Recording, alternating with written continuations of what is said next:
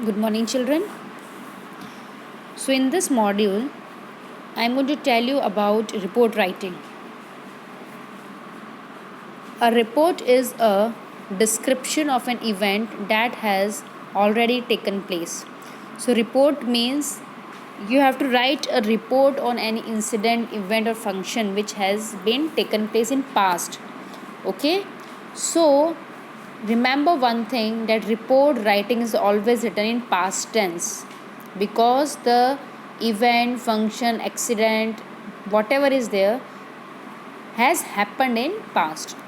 It is a factual account of some event or happening that may have occurred somewhere but is of interest to the general masses or the readers for whom it is meant. Okay, so it's very clear. It is a factual description, means something had happened in past and you are going to write what you have witnessed, what you have seen. The way a report is written depends upon the two major considerations. Number first is who is going to read it, and the second is why is she or he going to read it. So it's a very small diagram is here, that reports to is the observer, writer, event. Now again the reporter is for a general reader or for the defined reader. General reader means no specific purpose is there. Mainly it is published in newspaper and magazine.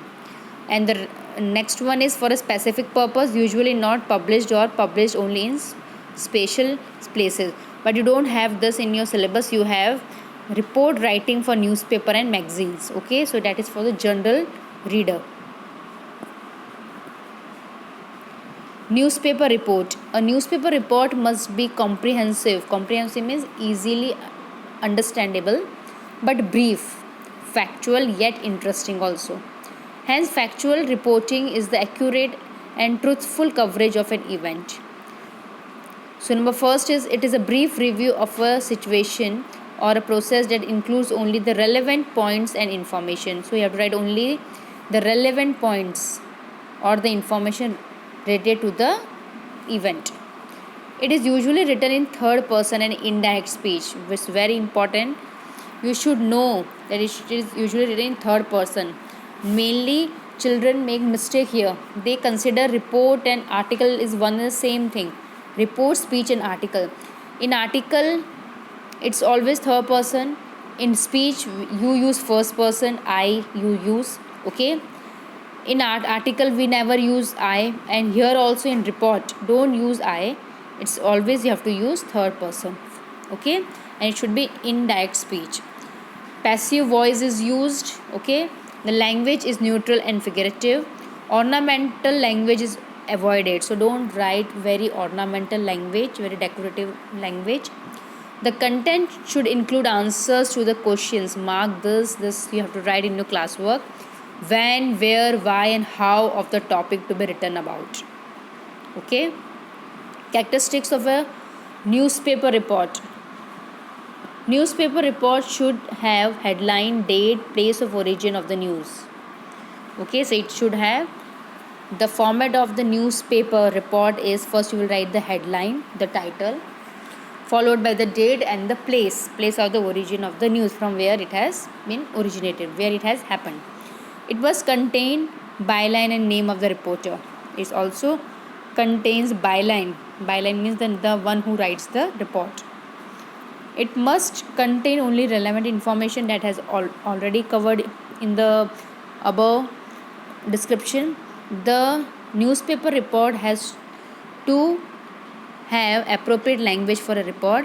It must contain a logical development of ideas, that is causes, reasons, effects or consequences. See, so whenever you write a report, article or anything, it should be always in a very organized way.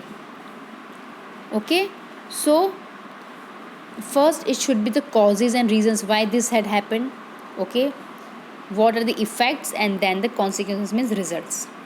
It must include opinions of people and it should be comprehensive. It should contain views of all sides involved.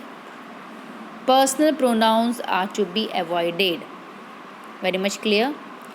Format is a newspaper report consists of the following elements. The headline I have already told you.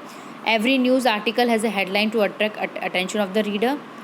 The headline must state the topic of the news in a strong, short phrase or statement. A headline must be catchy. Brief articles, prepositions, etc. must be left out wherever possible. So no need to use articles a and the or prepositions in your headline or title. You may leave it. Use of abbreviation must be made, or use a shortened word forms whether possible must be made. So wherever possible must be made. So you can just make very brief and very catchy headline. Okay.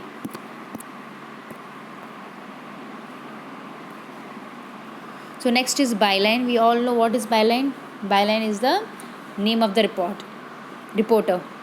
Since this is your news article, you need to let the reader know who wrote it. The line with your name on it is called the byline because it tells by whom the article is written. Write the word by followed by first letter and last name on the next line. Write your school and city. Lead paragraph means the first paragraph. What the first paragraph consists. A lead paragraph usually answers the questions who, what, where, when and why. This is to be a first paragraph. Who inaugurated, why, where and when. Okay, so these will be a first one. Remember to write about these in your lead paragraph, the first paragraph.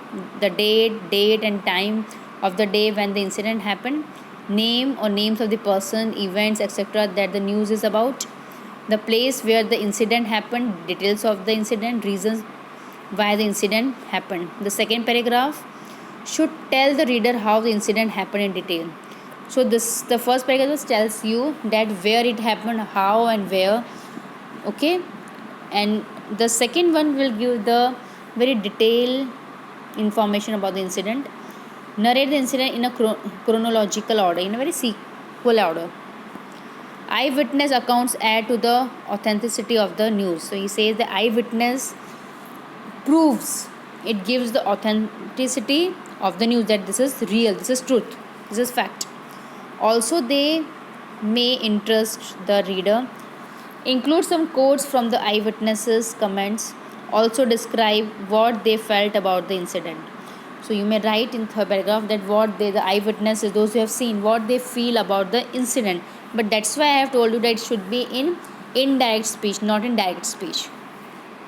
Okay, means in spite of writing that a man who had just witnessed said that it's a very heartbreaking or something like, you can't say like this, a man said that it's that I feel. No, it should be in indirect speech. A man said that he felt very disheartening to see the incident. Like this you have to write in indirect speech.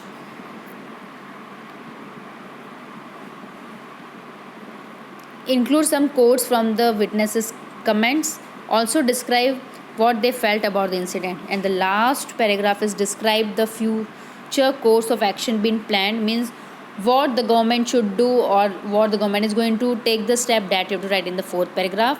Remember to use simple, clear but formal language. Formal language should be used. Okay, so this is the way we write the report.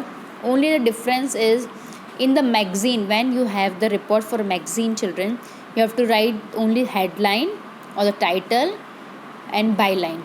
There is no date and time. Whereas when you write for the newspaper, title, byline, date and place. Again I am repeating, if you have to write the report for the newspaper, title, byline, date, name of the place. And if you are going to write for the magazine, only title and byline. Okay, thank you.